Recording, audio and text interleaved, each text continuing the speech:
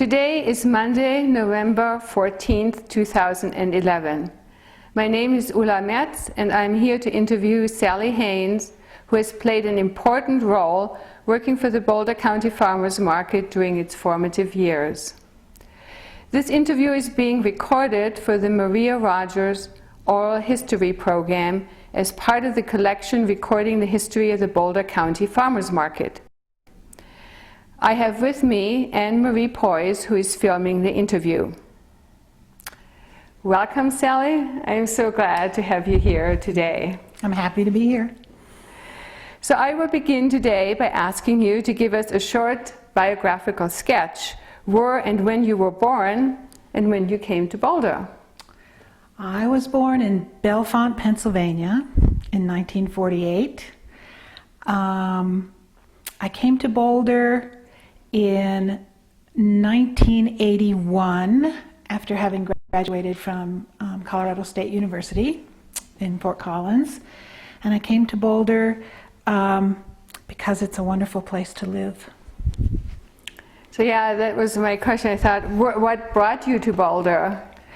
Well, I mean, I had my choice of where to live, and Boulder just seemed like a wonderful place. I had come here from California, and I always thought that I'd go back to California, that it was my home at that point. But having been in Colorado for my education for the years that I spent in Fort Collins, I realized that Colorado was now my home. So what did you study at CSU? I actually graduated with the DVM, veterinary medicine. Oh, really? Yes, a lot of people don't know that. That's interesting. Yes. So, well, growing up, were you or your parents involved in farming or food? Or? Not really, but my grandparents were. Both of my grandmothers had big gardens and grew food in Pennsylvania, which is a very fertile place, and agriculture is very important in central Pennsylvania. So I was close to growing food, and it sort of was part of me and came back. And I've always had a big garden. Oh, all right. So what did you grow? Oh, whatever would grow where I lived, which is mostly here or in California, which is a bit different, but vegetables, lots of vegetables. Not very good at growing flowers, but vegetables were definitely my thing, and I've always had a big garden and used the produce and did a lot of canning and preserving and freezing, and so it's really an important part of my life. Oh, all right. Mm-hmm. So when and why did you get involved in the farmers market?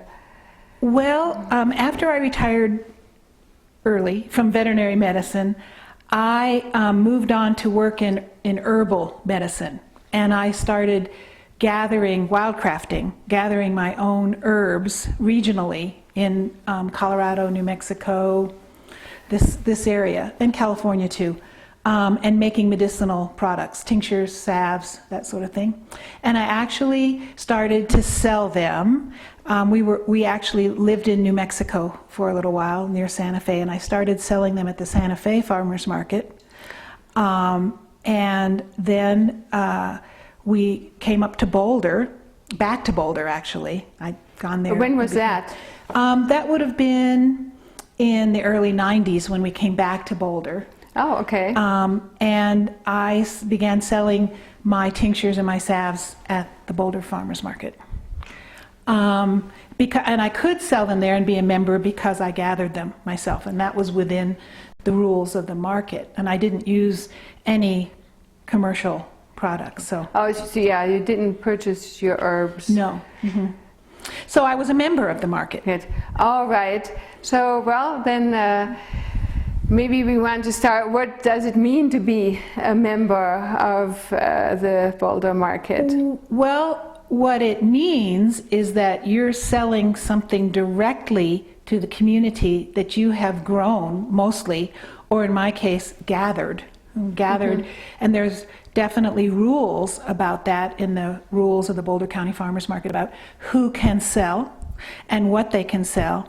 And you do have to produce it yourself, gather it, grow it, raise it yourself to be a member and to sell as a member. So I was accepted as a member, and I do remember when the membership committee or some committee came to my house to give me an inspection to make sure that I was, that they weren't, to try to make sure that I was following the rules.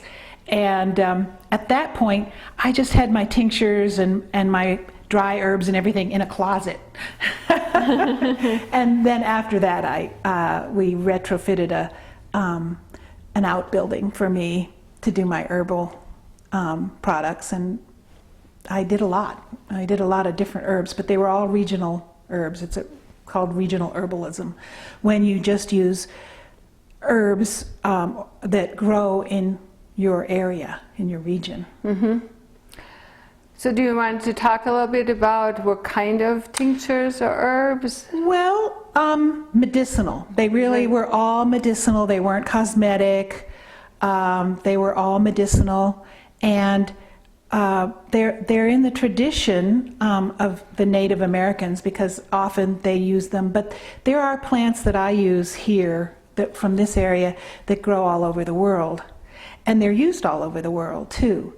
So there are some herbs that are very specific to this area and don't grow anywhere else, really. Oh, which ones are those? That comes to mind my favorite herb, which is osha. It's an umbel that grows high in the mountains, above 9,000, well, right about at 9,000 feet. Wow. And you use the root.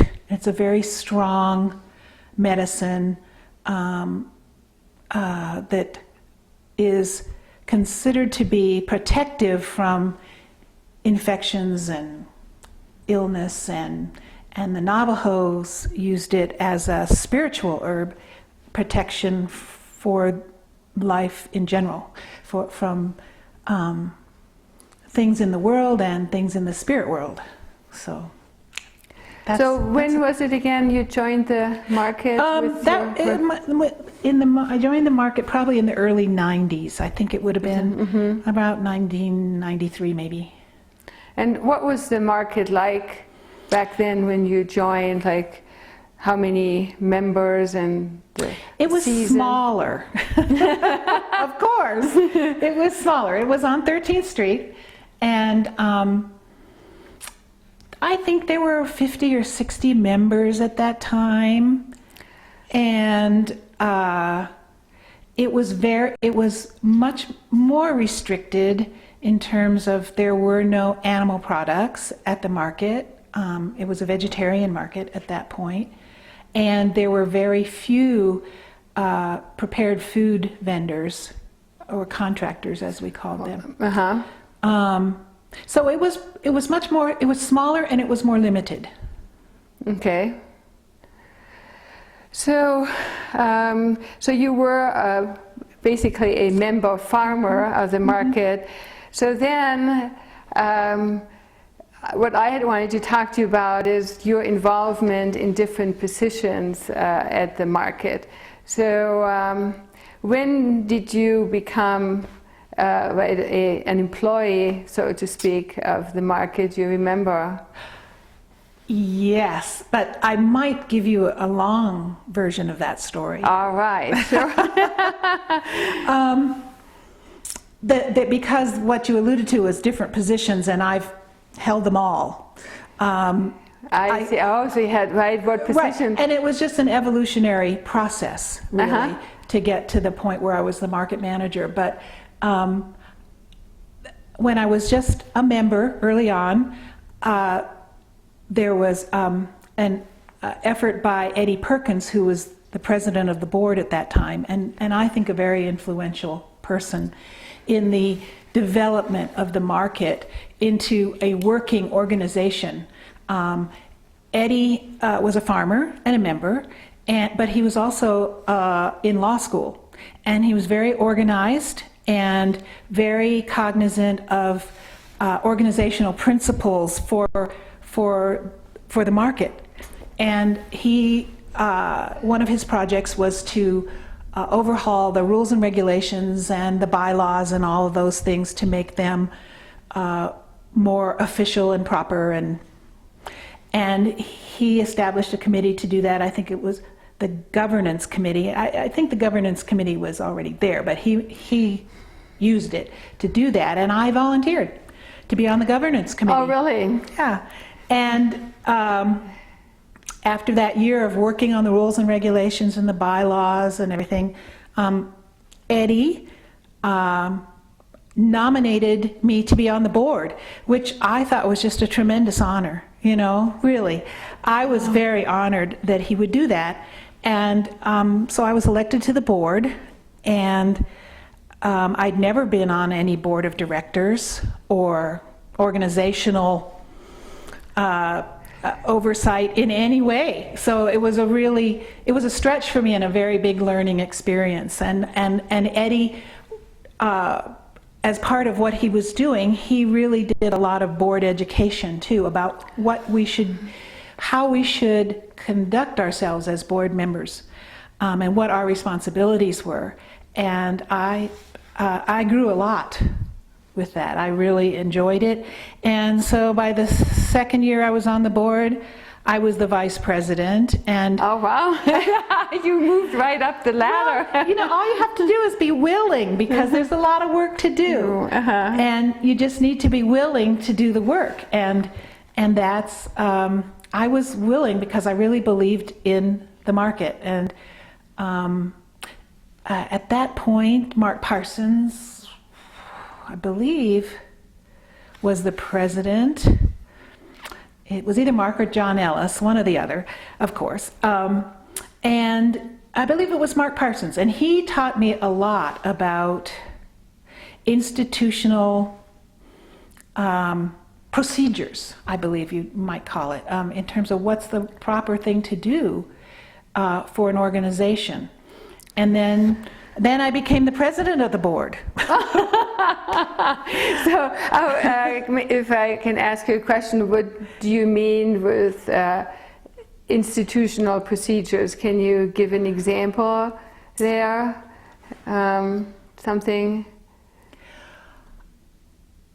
Well, I think just who has responsibility for what, and what our responsibilities were, and the for instance, how to run a meeting.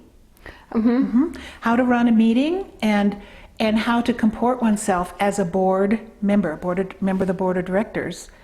And Mark was had a lot of experience in working with large entities, large business entities, and so he really knew what and also communication, how one communicates and how one keeps records of the communication and what transpires within that board of directors, as it regards the market and what the rules are, and a lot of formalities, but it's what keeps things predictable and running smoothly. Yeah. Thanks. So now you have become president, right? Now I'm president. And I had been working on the personnel committee the whole time, and the job of the personnel committee was to hire and train and oversee mainly the market manager. And that person would then hire the staff that worked for him. At that point, it was a him. So that was the market manager for the Boulder Market on 13th Street. That's correct. Yeah. At that point, the market did not include the Longmont market. That was quite a much later development. Okay. Yeah, we're still in the early 90s. So it was just the Boulder County Farmers Market on 13th Street. Was the organization. And we hired a very well qualified individual, Brendan O'Shea, to be the market manager for the year that I was president. And things went very well until Brendan decided to move out of state in August, in the middle of the market year, which I thought was really catastrophic, because in the middle of the year to not have a manager, it's when it's the busiest, it was like I just didn't know what we'd do. And I knew that I had helped train 2 or 3 market managers, and I knew what a daunting task it was to bring someone in that didn't know what to do, what the duties were, and didn't know the procedures. There was a lot involved, because the manager did everything. It was in a transition period when it had been the board that did a lot of the work of running the market. The daily business at the market? I just don't even remember. Yes, a lot of what needed to be done, like the advertising, the newsletter and all that. The board had done a lot of that. Oh, okay. And we were moving into an era when the manager was given more responsibility. And so it was a lot, there was a lot that was involved. And when I thought about what it would take to hire another manager in the middle of the year, I just felt like that I would be working as much as the manager. So I just proposed to the board that I take the job. Oh, all right. And did you still have also your own business at the market at that time? I did, and I had to give that up, actually. I had to give that up. And I did resign from the board as part of that. So the board hired me to finish out the year, and we made the agreement that I would finish the year as market manager, and then at the end of the year, and not just at the end of the market, but at the end of the calendar year, we would decide whether I wanted to continue as market manager and whether the board wanted me to continue. Oh, okay. This was sort of interim market manager. Interim, temporary, yes. And at the end of the market, I thought it was, I liked it. I liked being employed. The market was very fair in their salary for the manager compared with other markets, and it seemed like I was doing a good enough job that the board was okay with me continuing. So we decided that I would continue, and one of the things that I saw that was so important in relating to all the stakeholders of the market, which included the members and the city, dealing with the city, and the community, the customers, was continuity. We needed continuity, I thought, very badly, because there was always change in the board, but if the person who represented the market could be the same person, the face of the market for a while, some longer than a year, right? That it would benefit the market. So I told the board, I said, I'll take the job, and I'll commit to being the manager for 3 years, as long as you want me. Oh, so right. Because there was Brendan O'Shea, you said before, and do you remember how long he was? That was just for half a year. Oh, half a year. Wow. And then who was there before? Jim Tyler. Oh, right, But Brendan had been the assistant manager under name gone. Very important person. Can't remember the name. Oh, also at the market? Yeah. So he had been part of the managerial staff of the market. So he really was a very good choice. He really knew what to do, and so he brought a lot of experience to the job. But his family obligations.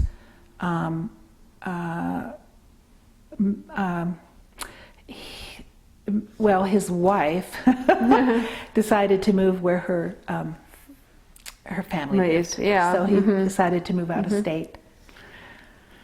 So, do you want to talk a little bit about what the responsibilities are of the market manager? Well, I think they're different now, but when I was hired, you were responsible for everything. Basically, and everything. I was responsible for the whole setup on the street, twice a week, Wednesday and Saturday. Oh, so they already had the Wednesday market then as well. I was responsible for interfacing with the board and producing reports to them. We had a monthly board meeting, and every month I had to tell the board what was going on, and I was responsible for advertising and for in terms of the vendors, I was responsible for the contractors, the people who weren't members but were local producers of food, like ready-made food, or the people on the food court. The board still maintained pretty tight control of membership and who was eligible to be members, and would they were the final word on who was accepted with the applications for membership. But I was responsible for all of the bookkeeping, all of the keeping records of how much each vendor sold, and the revenue of the market. So it was and then the work on the day of the market on the street. Yeah. So did you have any staff at that time? We did. We had an assistant manager, and at that time the assistant manager's name was Elizabeth. Can't remember her last name, but she was really very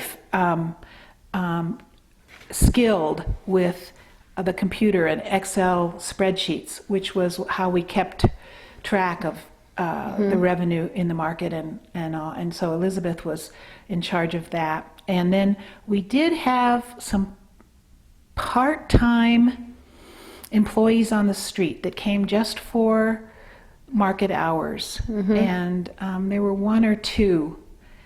But I'll never forget, my first market was a Wednesday market that I was going to run the market by myself. And I showed up, and Elizabeth showed up, and that's all there was, just the two of us. And there's a lot of physical work that has to be done, bringing out all the tables and the tents and the everything that goes in the at the market table, and then signs, and it was daunting. And I called John Ellis, a board member, on the phone and said, "John, Elizabeth and I are the only ones that showed up to work today. Can you help?" And he was there right away. And called some other board members. Oh, great. And they helped move things and set things up. Because that you mentioned, right, there is the information booth, right? So that's what you also need to set up, and then are responsible for selling, right? Well, at that time, the way it had been organized was that there was a third party who was producing and selling the T-shirts. Oh, and right. They had their own employee there, and they set it up, the inventory. They set the inventory up, and they took the money and then paid the market a percentage. And that's how it was when I started. But yeah, we had, there was a tent and tables there, and all of that. Right. I figured at one point we had, I think, 900 square feet under tents, which was huge. We had big 10 by 20 tents, and they were monsters, and they were difficult. They were old. Yeah. And they were very hard to set up, and they were heavy. So that was one of the first things that I needed to do, was get some reliable staff. They had always used community service volunteers. Well, volunteers, that's a interesting word, but people who needed to do community service and were Oh, really? And called the market. They were given the market's name. They were all people who were just had very minor infractions in the city, and they needed to do some hours of community service work, and they would call and come down to the market, and it was pretty loose there wasn't a schedule. I think they would just call and they would be given the time and the place, and they'd show up or they wouldn't show up, Sometimes they didn't show up. But we tightened that up a little bit and made a schedule of community service volunteers, and then I hired 2 or 3 part-time people to be on the street, and was really fortunate to get some wonderful, very hardworking, very conscientious people to work. Oh, that's good to hear. Yeah, it helped a lot. It was really, it made all the difference. They're the face of the market too. Yeah. So you mentioned, right, basically all these groups you had to interface with, the board and the customer and the vendor and the city. So do you want to talk a little bit more what you had to do with the city and what that relationship was like? Well, it was challenging. It was very challenging because at that time, for some reasons that I still don't really know why, there seemed to be an adversarial relationship between the market and the city. And I don't know where it came from, but it was hard to overcome. It took a long time for me to first understand what our role was, their role was, and to gain some sort of trust in that we could negotiate what we needed. So who did you work with on the city? Which groups? Or was it one group? Downtown management. Oh, okay. It's downtown management, and they're still the same people. And, we became actually friends over those years. But we also had to interface.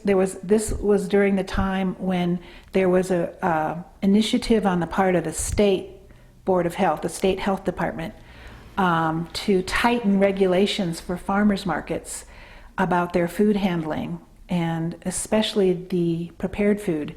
And we did a lot of negotiating with the state health department on that.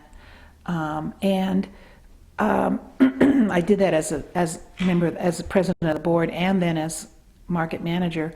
But the Boulder County Health Department was also instrumental in that, and they were the ones that really spearheaded a compromise between what the state had initially proposed. And I mean it's an edict. They tell you what you have to do and you do it. But Boulder County Health Department really understood and had a pretty good working relationship with the farmers market, and they were instrumental in working to make the regulations be realistic for what we were doing. So do you remember how many farmers markets there were in Colorado at the time, or what instigated it that they suddenly got involved with farmers markets, I don't know that. I don't know. I don't know what instigated it. And so were these rules for the food vendors in the food cart? Oh, right. Primarily for the prepared food that was being sold. The question was a farmer's market a temporary event, or did it fall under the rules for more permanent events, and it had to do with how many days you're in the same location, and it was pretty complicated and open to interpretation too. Oh, yeah, right. So what was the compromise? Well, the compromise was that the board, the state health department, had the rules that they adopted were that anyone selling that a farmer's market was not a temporary event, even though it was set up and taken down every day, every time, and didn't go on. But their interpretation was that a farmer's market was not a temporary event, and that that anyone selling prepared food had to follow the mobile food establishment regulations, which were which would have been very expensive. For instance, all the food vendors would have had to have a mobile cart, that everything was self-contained within that mobile unit, like a trailer or a cart. Right, like on the mall where they're, right? Yeah. Right. And those are very, very expensive, and we didn't know how we would, in our case, we didn't know how we would fit those onto the area where we sold the food, the food court. Right, they're all tents.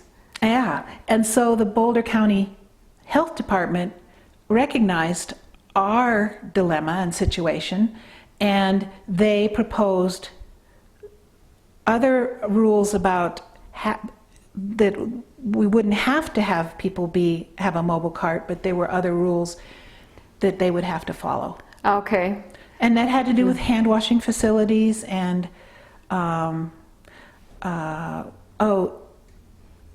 their food preparation areas and what preparation could happen at the market and what had to happen in a licensed kitchen, that sort of thing. Mm-hmm. So it was a good association with the Boulder County Health Department. Oh. They helped us a lot, and we continued to have a good association with them because it was important. We understood that it was important for food safety. Mm-hmm. I can imagine it was a lot of work on your end to work with all these agencies. It was, and it was, I'd never done anything like that before, but again, it's communication and honesty and a willingness to see other people's point of view and all of that. So do you remember some of the issues with the city of Boulder at that time? Well, the city of Boulder issues. Of course, at that point in time, they had just it hadn't been too long that they'd had the parking islands in. It used to be just a one-way street. I believe it was one way. Yeah, it's now one way. Right, but the parking islands weren't there. And they put those parking islands with trees and just made it a nice cityscape by doing that. But by doing that, the parking spaces, the parking islands were angled, and we couldn't fit our vehicles in or our tents either. It was very difficult to get the farmers market on the street to fit. Oh, so these islands were not there from the beginning. No. Oh, they were put in in. sometime in the mid-90s. I see. And I imagine at great expense. Yeah. By the city too, but without taking into account and without regard to what it takes to put the farmers market on that street and what it would do to, and so we wanted them to remove them, which was a very big request at that time. I understand that, but it's since been done. Yes. So and it took maybe 10 or 15 years, but it has since been done. But that was one of the big, and of course we leased the space and always have, as far as I know, that's still the arrangement. We leased the street from the city and paid them annually to use the street for the markets. And that was an interesting association, because even though we leased the street and paid for it, they determined the rules for the market and what we could do on the street. And so we just had to work with them about that. For instance, on the Wednesday market, it had always been, and still is, I imagine, the market was only on the street from a certain point where the alley was on to the south, and there was traffic on that southern end of the street there. Oh, really? And parking for those people who had businesses. Oh, right. Yeah, I never thought about that, because on Saturdays it's the entire length street. Mm-hmm. But on Wednesdays we had to close it off partway up the street, and it was, first of all, we didn't have very much room on the street for Wednesdays, and we had to reconfigure everything to make it fit. And although there were fewer vendors, so it wasn't that much of a challenge, but I felt it was a big safety issue because cars could come in from Arapahoe, and I was worried that what would happen on our street was the same thing that had happened in Santa Monica, where a car just kept coming into the street, and there were people killed. Oh, really? At the farmers market, yeah, in Santa Monica. But the city just, they were unmoved about giving us the whole street. So I just had one of the vendors park his big truck across the street down at that end. So if somebody would drive in, they'd hit the truck first. That's right. There wasn't much room for them to come in and hit somebody. I was like, ooh. So you also mentioned, right, that you had, as you were working on the street, right, both on Saturdays and Wednesdays, you met the customers and had a relationship with the customers. Do you want to talk a little bit about what you did there? I identified myself by wearing overalls. I felt that the farmers market really needed to establish its image as a farmers market, and so I did a lot of small things that were that would set that tone, you know. So I wore overalls. I wore overalls, and so everybody could find me. And we started, instead of using metal racks for the T-shirts, when we took it over and made it part of the market business. Oh, you're talking about the information booth. The information booth where we had the T-shirts and all.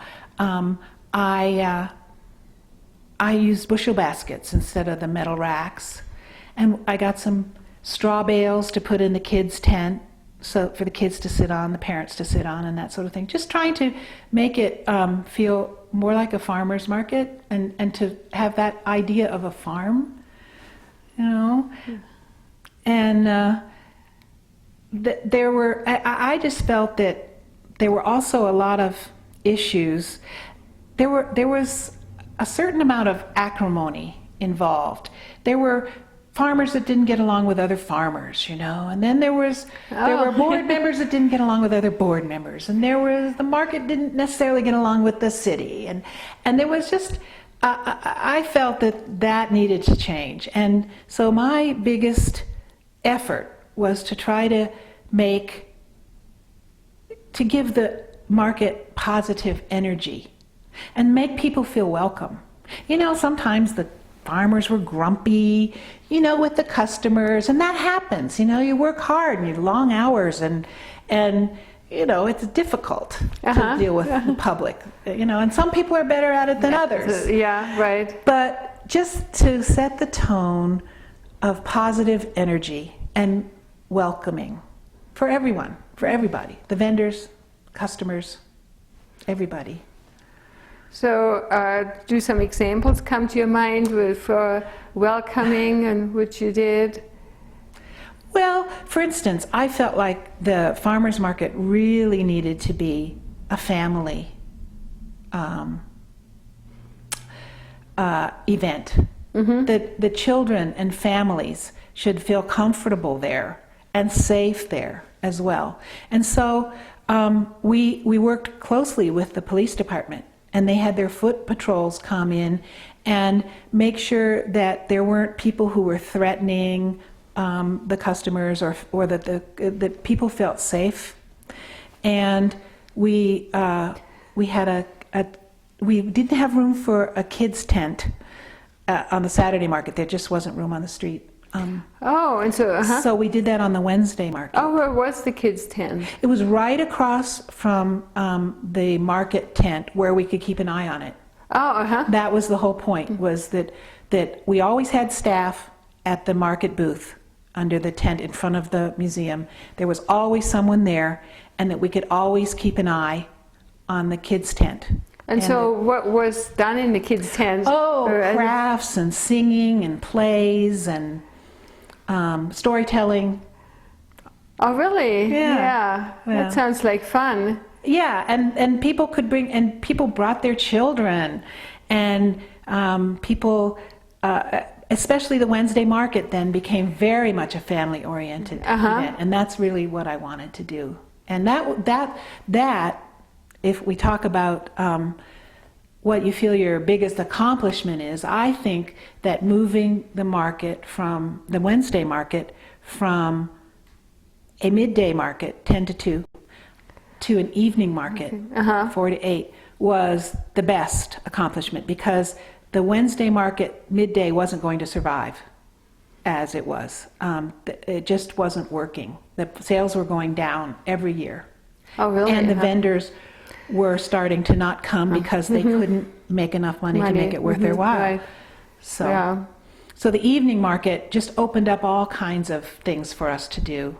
The beer and wine garden. Yeah, do you know, I just thought... and all the families with kids and strollers. And I thought that, as you mentioned, we might as well then talk about the beer and wine garden, because I think you were instrumental in that whole concept getting started. And if you want to talk a little bit about what the beer and wine garden is. Right, well, I was instrumental in the execution of the idea, but I have to give Sylvia Tawes and Fresh Ideas Group, the public relations group that was working with the market on advertising and marketing and trying to grow the market, I have to give her credit for that idea, for the idea of moving the market from the midday market to the evening market, and for the beer and wine garden that was mostly modeled on maybe San Luis Obispo market, which was a very, very successful midweek evening market in California. And so, of course, it was a very big deal to work with the city, to be able to serve alcohol on city property. It was the permitting part of it, and what we had to do in terms of making sure that people didn't take alcohol out of that area, and to specify the area,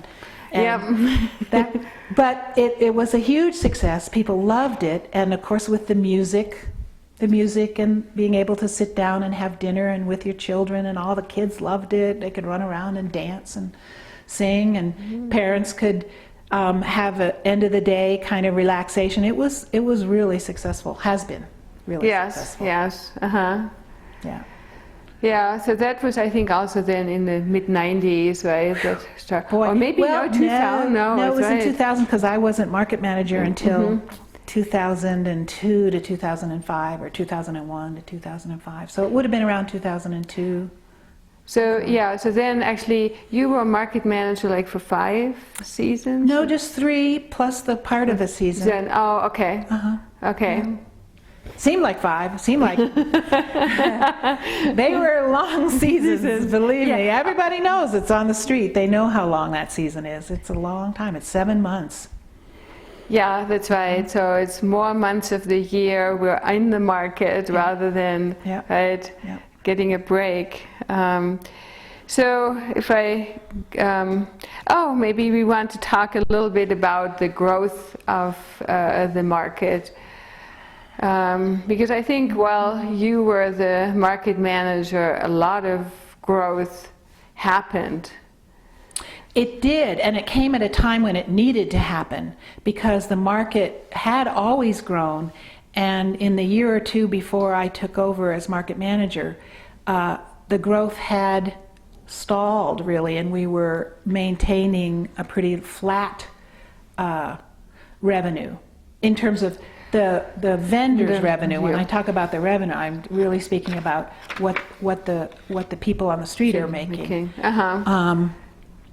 And it was we were doing well. It was a big market, a successful market, but it wasn't growing anymore.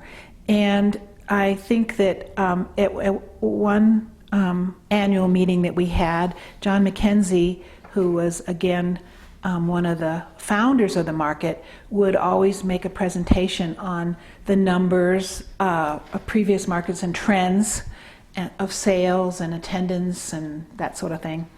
And I think John, in his presentation, he characterized the market as a mature organization that wouldn't grow. We couldn't expect it to grow much more. And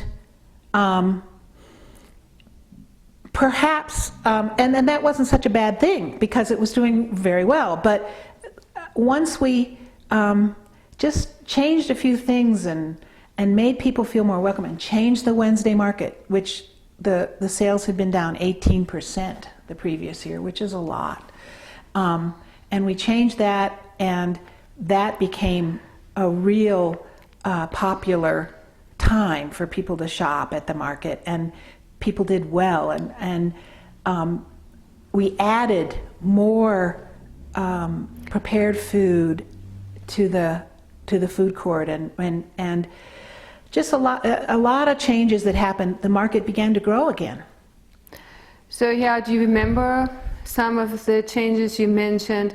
I mean, right, you said it was a vegetarian market to begin with, and so it had been, because some of the managerial staff really, that was their belief, and we changed that. We got local meat producers, and we got well, there had been, well, I don't think there was dairy, but we got dairy and yogurt and all sorts of real, and even in the food court that had been a philosophical choice, and so we were able to really change the food court too. So that was vegetarian, or pretty much. Oh, really? Pretty much, because of the choices and the direction that it was going in, and so that just opened up a lot of things for us, and it was gradual. It wasn't a big deal. It just was very gradual.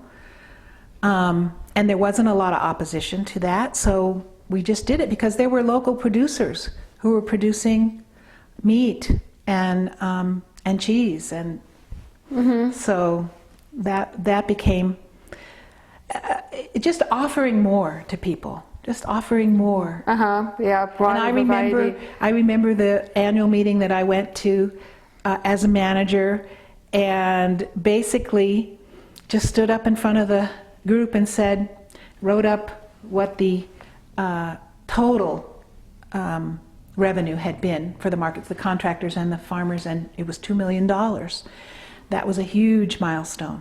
Huge milestone. Yeah. $2 million, that's all I got to say, Does anybody have any questions? That's pretty much that was my report, is, hey, we're doing really well. And that was still just the Boulder Saturday and Wednesday market, because so just to kind of recap, because I was curious how the growth came about. So it sounds like it was kind of initiated by the members and the board of the market to look for other opportunities to get out of the stalling pattern. Well, the opportunities had been there. It was just a matter of embracing them, really. Oh, really? Well, I think so, because the applications were there from other people who wanted to become members, and also from other people who wanted to sell food there, the contractors, non-members, and there was a lot of pressure to add to the market. And so we just had to take down the barriers, really, for them to be able to participate. And so what brought the barriers about originally? Was it in the rules and regs that it didn't allow it? I think it was very well intentioned. First of all, I think it was number one to maintain the integrity of the market, that definitely the people who were members of the market were growing or their own what they raised, and to not have the non-farmer non-member aspect of the market overshadow the farmers and the growing. I think that was important. So that all had to be incorporated together so that it didn't become unbalanced. Yeah, because I think at the beginning, right, there were also arts and crafts on the street. Were there still arts and crafts on the street when you started? No, when I started, and as far as back as I remember, that was part of the effort to maintain the balance of having it be farmers and growers and not these ancillary kind of things. And what it was a very wise decision. They decided to have a monthly arts and crafts fair associated with the market, but in the park next to the market and separate. Yes. And we sponsored it, and we really oversaw it, but there was someone who managed that, and I didn't have to do it. I just interfaced with them. But it's still another thing to keep in mind, right? That's right. And we worked the advertising for it, and make sure that it was successful. You want to make sure it's successful. And so that was a good way to try to incorporate more of the community without threatening the integrity of the market. Yeah, so that is an important part, right? And I think as you mentioned, the board was the overseer of the integrity. So maybe, I don't know, right, for people who are not so familiar with the market, if you can kind of elaborate what you mean with the integrity and what the role of the board was there. Well, the board was overseer of everything. So they really, they definitely, they were my employers, and they certainly had the say of what the market is and what it became, what it was and what it became. But on a day-to-day basis, month-to-month basis, their focus was on membership, really. Oh, okay. And who is eligible to be a member, because they okayed all the new members. They went through the applications, and the board's job was to inspect the members to make sure that they were producing what they said they were producing, and to be a growers only market where the only persons who could be members were growers, or after we added meat, producers. That was the board's responsibility and that's what I mean by it, maintaining the integrity of the market. Yes, right. And it's locally produced. So do you remember any controversial issues on the board while you were there? Well, it's always been an interesting issue about fruit, because we can't grow fruit reliably in Boulder County. The weather is so difficult. So they had established a protocol for bringing fruit from the western slope. And those people were not local, because it's western slope, but they could grow peaches, and they could grow apples and cherries and things that customers really wanted and that are very important in Colorado agriculture. Just that we can't grow them here in Boulder County reliably. And it was a complicated protocol about how many fruit producers there could be on the western slope and how they could be approved, and it was just always and whether they were bringing only the fruit that they had grown and not fruit that was grown by someone else. Yes. So there also the inspection then would be harder, as they would have to go to the western slope, right, to inspect their farms. Yeah, and so that was always an issue that had to be dealt with, and that could be controversial at times, because there was the issue of, well, what if there's a big freeze? And the people who are members of the market producing fruit on the western slope, what if they are frozen out and they don't have any fruit? What's the protocol for getting fruit from someone who may not be a member? That was all specified, and it had to be worked out. And everybody had the interesting thing about the market is that the board members are all members of the organization, and they all rely on the organization for their livelihood. Yeah. And so they have their own personal interests involved too. Of course they want the market to do well, but there are other issues. And so that all had to be balanced. Yeah, whether the decisions work for them. So actually I have still, if you can go for another 15 minutes, we may want to take a break now and allow for a second tape. That's fine. Great. Thanks a lot.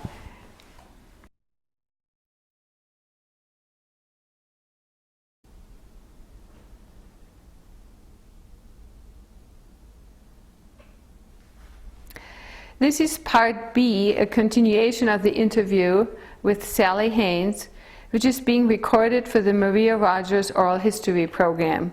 The date is November 14th, 2011, and my name is Ulla Merz. So we just talked about some controversial issues, and you mentioned the questions about bringing in fruit from the western slope. And we also talked about growth. And I think the Longmont market is at the intersection of both. So do you want to talk a little bit about when the Longmont market was added and a little bit of the background of that? As much as I can. The background is that the Longmont market had been organized and run by a woman named Laura Korth, who pretty much did it single-handedly. And it was small, a very small market. And Laura's family, again, decided to relocate out of state. Oh. And so there wouldn't be anyone to run that market. And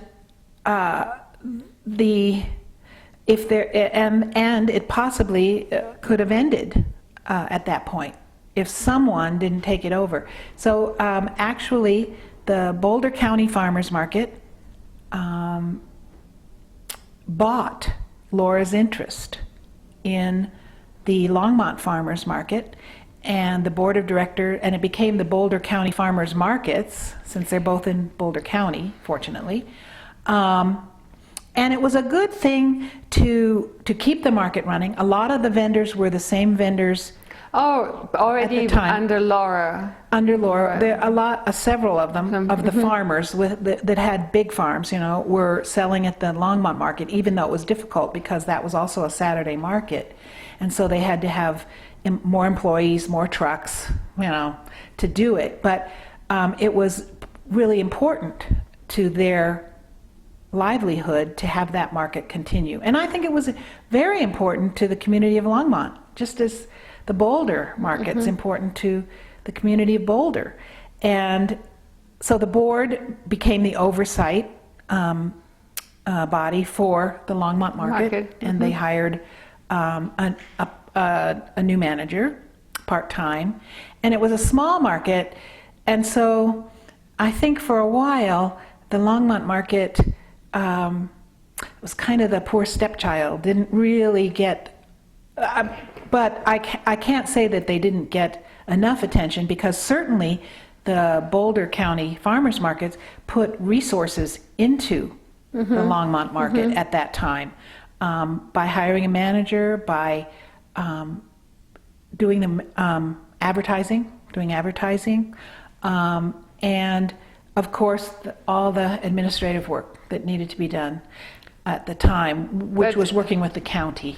But then you were not the manager? No, I didn't manage and I wasn't involved in the administration of the Longmont market. Okay, I see. Do you remember, were there any controversies on the board as the farmers about purchasing that Well, there was the question whether the market should allocate funds for that. And it had to be worked through, and people had to be convinced that it was the right thing to do for the vendors, for the community, for agriculture, Boulder County agriculture. I see. Really. Right. Right, because that's really the mission of the Boulder County Farmers Market, is agriculture in Boulder County. So yeah, so we talked about a lot of growth, right? So what did the growth mean to you? More work. More members, more contractors, more record keeping, and just making the organization function, and doing advertising correctly, and working on that. And we took it over after a while, and actually hired a different graphic artist to do the advertising. And I became more involved in that than I had been when that happened. And it was a huge job, being on the street and also doing the office work. We got an office. That was another part of the growth. The manager had always managed the market by working out of his home. Oh, really?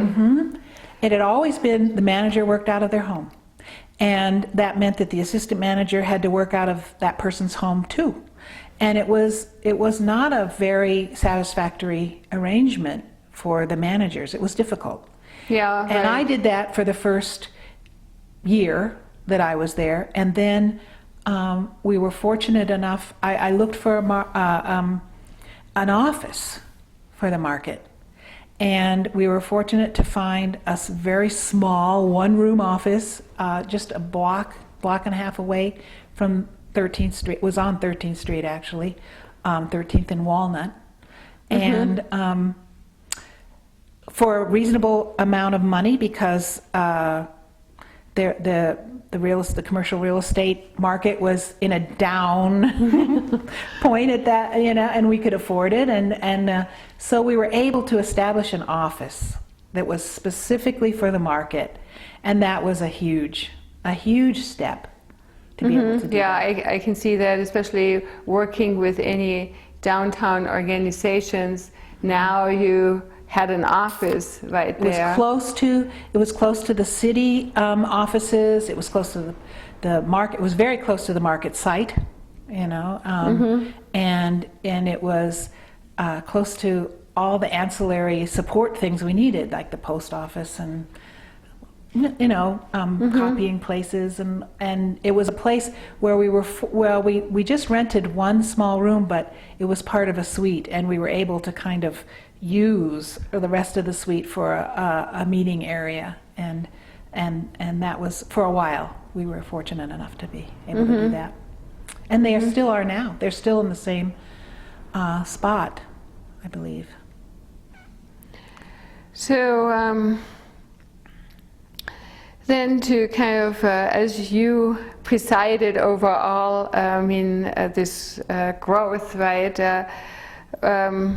What, from your perspective, what are important factors for the success of the Boulder County Farmers Market?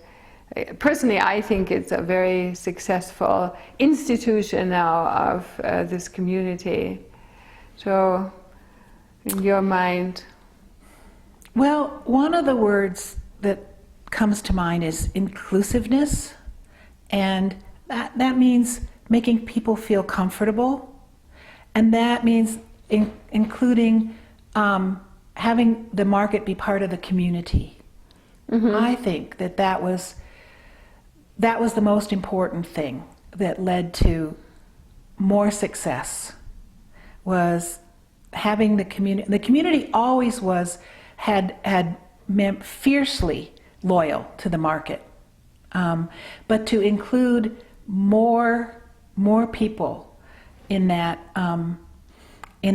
market community, vendors, contractors, customers, everybody, I think was really the key to growth and success, really. And you can't discount the quality of the market products, of course. You can't discount that. That had to be part of the growth and the success, was bringing in and developing farmers who were producing just incredibly beautiful produce and bringing it to market and having it be there, and products.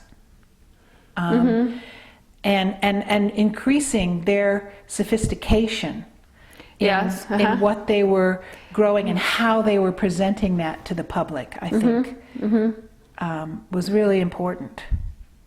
Yeah, I think I can see an evolution there, and it is, I mean, an impressive market. I mean, colorful, tasty, right? Everything.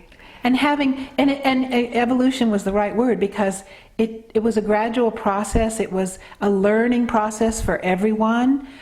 Someone would come in and either bring a new product or come in and put up a beautiful display, and they would do well. And the other vendors would emulate that and have to pick up their game, you know, to compete with the other vendors. And it just everyone just kind of moved along in that process. Yeah, so learning from each other. So I think I'm gradually getting towards the end of my questions. And then I thought I wanted to ask you, what are some of your fondest memories of the market? As I think it sounds like you had an involvement for over 10 years, right, in the market, in various roles. And that's correct. Yeah. Yeah. I think one of my fondest memories was snow days. You know, because it was the hardcore people who were there. It was the hardcore vendors. It was the hardcore shoppers, and we all kind of just loosened up and enjoyed being there. And we were there. It was snowing. It was cold, but we valued it, and it was fun, you know.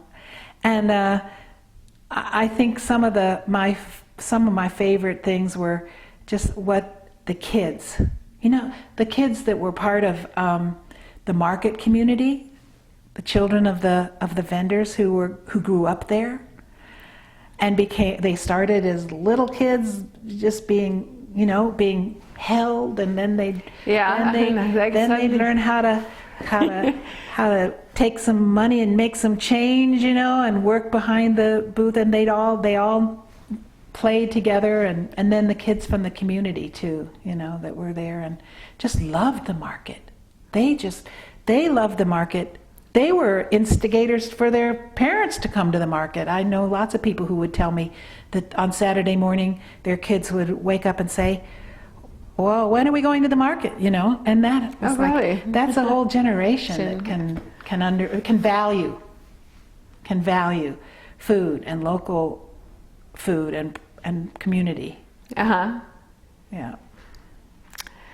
So, well, really, is there anything else you want to add about what we talked about? Well, just that I value my association with the market. I learned so much in the process. I grew so much, and I had so many mentors that helped me in that process of learning how to successfully run a business, really, and the market is a business, and communicate with so many different entities, and yes, really. and I just value that. It just made me, well, it certainly made me a different and more skilled person. I didn't even, you know, I learned how to use a computer to be able to do the market, and I value the friendships and the associations, and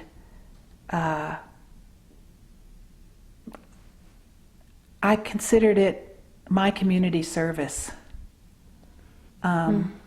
for the years that I worked for the market. I thought that was a service I provided to my community, and I'm very proud of having done that. You know. It's worthwhile. Yeah, well, thank you so much, and thank you for being the market manager for so many years and contributing so greatly to the market. It was my honor to do it. Yeah. So thank you so much.